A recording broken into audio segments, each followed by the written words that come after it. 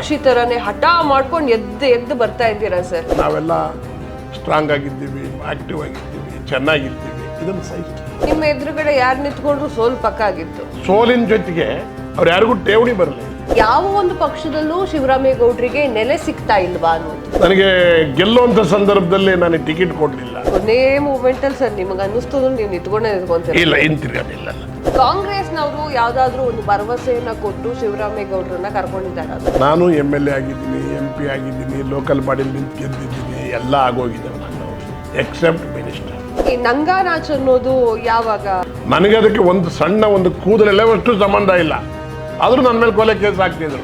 ಸೋನಿಯಾ ಗಾಂಧಿ ಅವರಿಗೆ ಈ ವಿಡಿಯೋ ಕಳಿಸ್ತಾರೆ.